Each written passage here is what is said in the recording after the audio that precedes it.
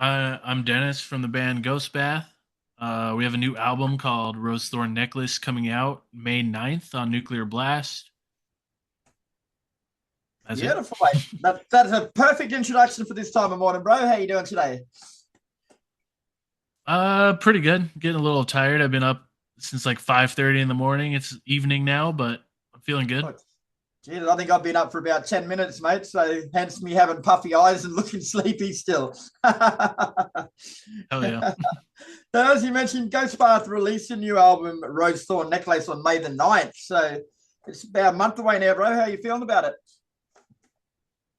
Pretty good. Pretty excited to just get it out. I don't really like releasing just singles. I just want the whole album out for people to check out, but it's coming up yeah, in just like 1 month, so excited to get it out there and start touring on it and all that. You actually raised a pretty good point there, mate, because music like yours, I had to listen through the album last night, and music like yours needs to be digested in a whole package. Like releases singles wouldn't do it justice, really, would it? Yeah, I mean, I get why it's done. It like builds hype, and people will hear the single. Oh, I want to hear the whole album now, so it makes sense. But yeah, I mean, personally, I don't listen to like one song by a band. I'll listen to their album. So Yeah, nice. So can you tell us a bit more about the album from a musical point of view and what you were going for? sure, yeah. Musically, I was going for my own take on like depressive black metal, but more in like a life lover vein, where it's like I don't know, a little bit dancier in parts, but still dark.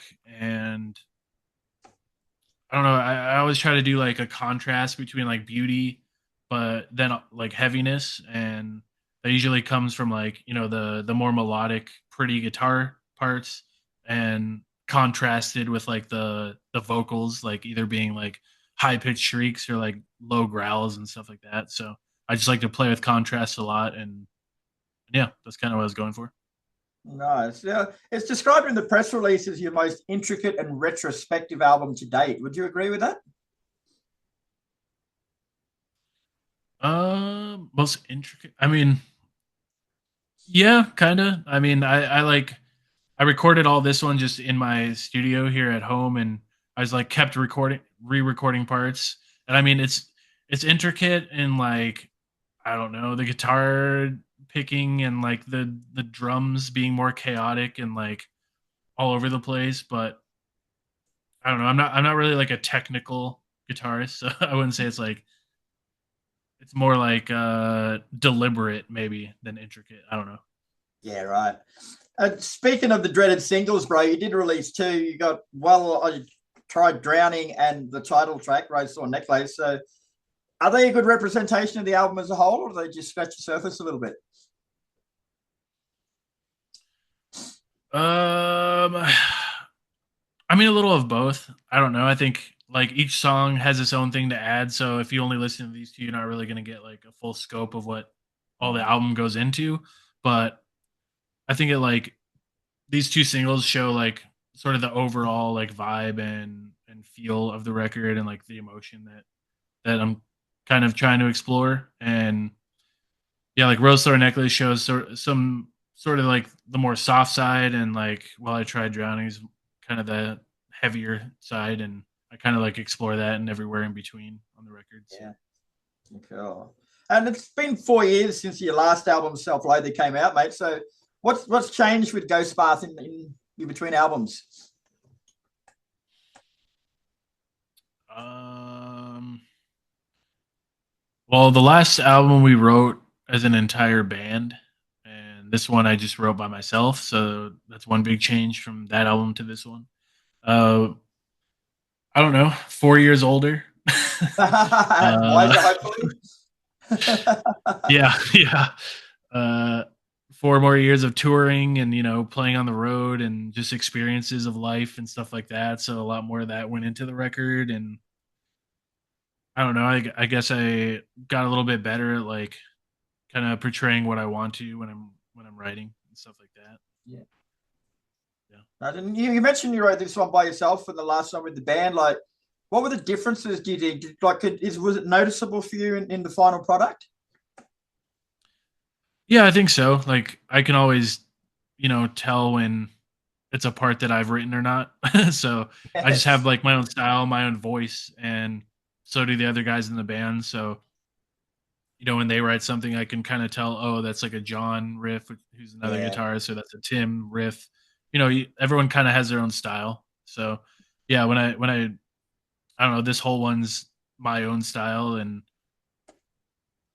I think people can tell. Like my producer, who I showed, my previous producer, when I sent it to him, he's like, "Oh yeah, I could tell this is a Dennis song." Hopefully that's a compliment. I think so. Yeah. Yeah, there's a quote in the press release from you that I found quite interesting. There's a couple actually, but one said, "I set out to explore some disturbing things in the lyrics, the music, and the artwork." Like, can you elaborate on that a bit more? Like, define disturbing in the lyrics, like personally disturbing or globally, or I mean, I like set out to be really like specific and detailed and like describing some, I don't know, just like gross scenes or events. There's a lot of like sexual imagery and like gore and like wounds and I don't know, all kind of stuff like that. And I just kind of like didn't hold myself back and like with the lyrics. So if you like read through them, they're just like pretty. It's pretty apparent what's going on, or like how gross the situation is, or depending yeah, on which song you're looking at. So I yeah. don't know. It's just being more like blunt and to the point with all that kind of stuff, and like vivid and like I don't know, almost like a horror type way with the lyrics. Yeah. You get that way as you get older too, though, bro. Eh? Like you are more blunt. Like you just haven't got time to fuck around and try and pamper people's egos, have you? Yeah, true. That's very true. Now, when I first read through the press release, there was a line in there that referred to sonic visions throughout the album, and at the time I didn't know what it meant. But when I sat down and listened to the album, it's exactly what it is. Like if you let yourself get immersed in it, it does take you off, and it does give you vision. Like it can take you down a path wherever you let it go, bro. Like how hard is that to do with music? Like it couldn't be easy. I think just over time, I've like learned to do that more and more naturally. Like it just comes easier and easier just from playing the guitar for so long. I mean, I've been playing it for over 20 years now and just I don't know, finding my own voice and my own style to where like when I pick up a guitar and I want to like write a certain part or like uh portray a certain thing, I can do it pretty easily. So it's kind of like second nature almost like yeah. It's I found it interesting for the fact that like because I read a lot of press releases and they've always got these flowery descriptions, of what someone sounds like, what an album sounds like. Normally, I don't get it to be honest, but with this one, it actually made sense to me once you read it and then you listen to the album. It made sense. So you've managed to do something that a lot of bands haven't, bro.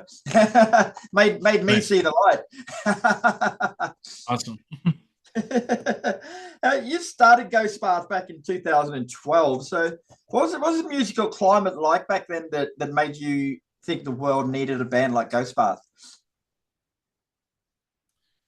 Well, I'd kind of like given up on music at that time. And I like went back to college and I just like started writing Ghost Bath stuff for fun on the side. Like I wasn't really trying to do anything with it. It was just like an outlet for me, like an artistic outlet on the side as I was going to school for psychology at the time. And then, I don't know. I found like I think it was like a unique way to do depressive black metal because I found depressive black metal back then. It was already a genre, and I was like, I could do this, but in my own way with like more melody and just using my own voice. So I just kind of took that idea on it and just ran with it, and it kind of stuck. And like I could tell people were into it right away, so I knew I like had something, and then I just continued to write albums from there. Nice. Can I ask this question? I hope it's not too personal, bro, but it's described as depressive black metal. Like, does writing it and performing it help you on a level with those sort of issues? Yeah, I'd say yeah, both do. Especially writing it. Like when I'm really depressed or like down, I just pick up a guitar and like start writing music. So it's kind of like a catharsis, like a way to use that energy in like a creative way. And then performing, it's the same thing. It's different than writing it. Like I wouldn't say like I have to be like in a depressed state of mind to perform it. Just when I write it initially, but when I'm on the road and like performing it, it's just like I just kind of like go into that mindset again when I'm on stage. Is that necessarily a good thing for you though, like taking you back into a mindset where you weren't 100% happy? Um, yeah, maybe not. I don't know. I've never really No, considered it. You're I right. just, Yeah. yeah, okay. Now, I've always been against labeling bands, like music's music to me, but I Googled you guys and it came up as not just depressive black metal, but it was depressive suicidal black metal. And I found that quite offensive. Like to put that term in a description of music is just wrong. What do you think? I mean, I think it describes it and the people who make it pretty accurately. So Yeah, I don't know. I mean, I didn't come up with the term. It was like no, already a thing. DSBM. I don't know. I think it's just like it's to the point. It's blunt and it's not like that's dancing so around it in any way. And so a lot of people are attracted to it, and it actually like helps a lot of people who are suicidal. Like I get told that all the time at shows and stuff. So I guess I have no problem with it like being called oh, that. cool. Cool. And there's another quote I read from you where you said that you've had whole bands quit on you when you showed them your ideas and music. Like, didn't they know what they were signing up for when they joined the band? Yeah, so like that's mostly referring to the initial people that I got together to start Ghost Bath just for fun when I was in North Dakota. And yeah, I didn't have any music right away, and I wrote the EP with like the super high pitched screaming vocals. They're like I don't I don't know if you've heard the first EP. No, It's I'm from sorry. 2012 or whatever. Um, but yeah, they like heard that and they're like, no, everyone's gonna laugh at us. We can't do this. And then they thought I was gonna like change the music, but instead I was just like, oh, well, I'll just keep doing the music, but I'll just do it by myself. So they all Sometimes quit. it's better that way, isn't Yeah. it? And have you got any shows coming up to promote the album? Most recently we got some shows in South America, Costa Rica, Honduras, and Mexico City, and then we got like a festival run in Europe is the next main one. We're playing like I don't know Romania, Germany, Belgium, all those places, just like summer festivals and stuff like that. Those are the next two tours we got coming up. Of All course. right, no worries. Well, thanks very much for your time, bro. It's been a pleasure speaking with you. The album Rose Thorn Necklace is out May the 9th, and I found it quite an interesting listen. It was very good, mate. So best of luck with it.